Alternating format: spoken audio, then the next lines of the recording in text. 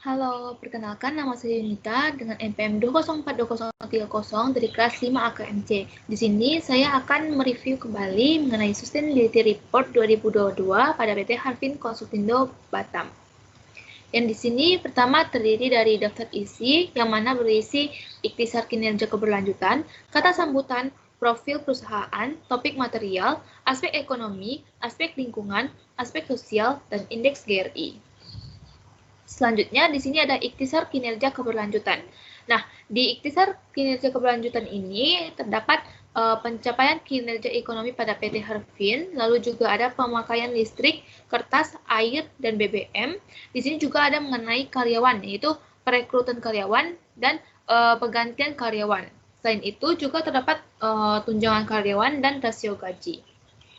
Oke, kemudian di sini ada sambutan dari Direktur PT Harvin Konsultindo Batam, yaitu Bapak Juveno. Sambutan ini merupakan GRI 2/22. Kemudian di sini ada tentang PT Harvin Konsultindo Batam, yaitu profil PT Harvin Konsultindo Batam.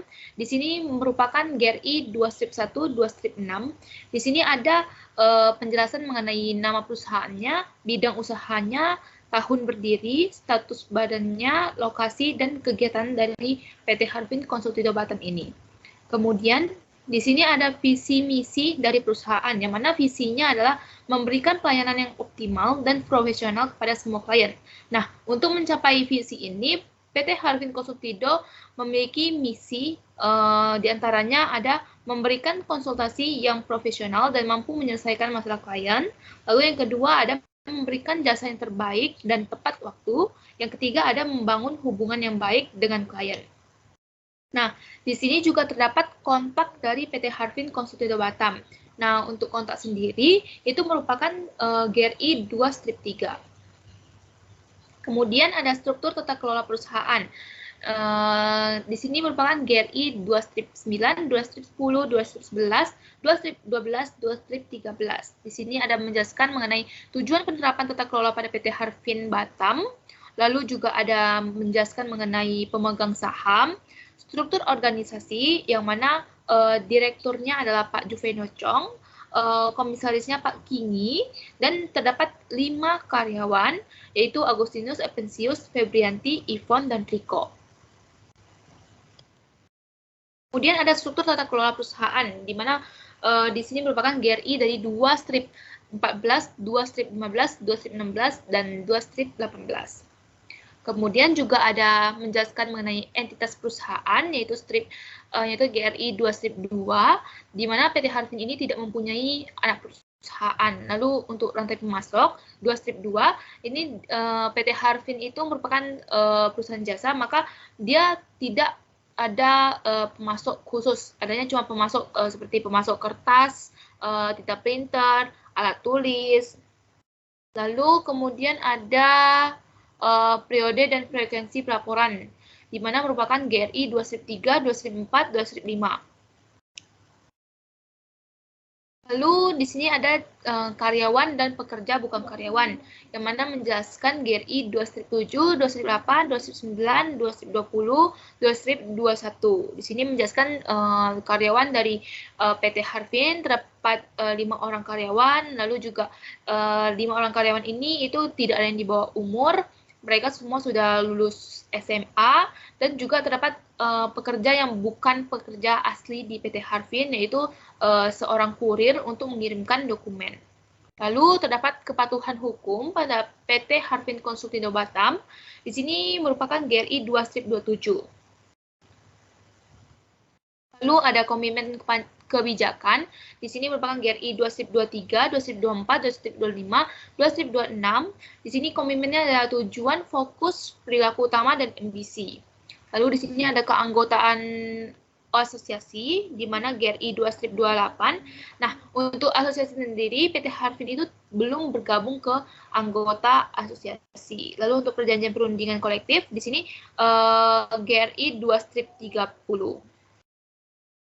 Lalu di sini ada pendekatan pemangku kepentingan 2/29. Di sini ada pemangku kepentingannya ada karyawan, klien, pemerintah masyarakat.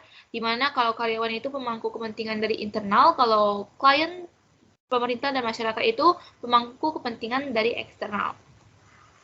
Untuk topik material, di sini ada 3 aspek, ada aspek ekonomi, aspek lingkungan, aspek sosial. Kalau untuk ekonomi sendiri itu membahas mengenai kinerja ekonomi, anti korupsi, sama rasio standar upah karyawan. Lalu untuk lingkungan ada material yang digunakan berdasarkan volume dan berat, lalu ada konsumsi energi dan konsumsi air. Untuk sosial sendiri ada kesejahteraan karyawan, layanan, dan pelanggan. Lalu di sini membahas mengenai kinerja ekonomi terlebih dahulu, yaitu 3 strip 3. Yang poin di atas ini merupakan alasan mengapa kinerja ekonomi itu dikatakan material. Lalu di sini dari kinerja ekonomi itu terdiri dari 3, yaitu kinerja ekonomi, anti korupsi, rasio standar upah karyawan entry level. Untuk kinerja ekonomi itu merupakan GRI 201 strip 1, anti korupsi 205 strip 5, rasio standar upah karyawan entry level itu 202 strip 1. Lalu ada kinerja lingkungan, sama seperti sebelumnya, 3 poin atas ini merupakan alasan mengapa kinerja lingkungan ini merupakan topik material dari PT Harvin Konsulto Batam.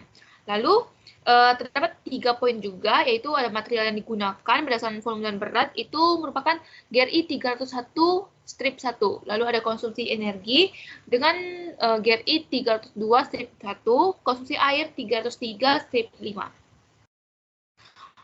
Lalu ada juga kinerja sosial, sama seperti sebelumnya lagi. 3 poin atas ini merupakan alasan mengapa kinerja sosial ini merupakan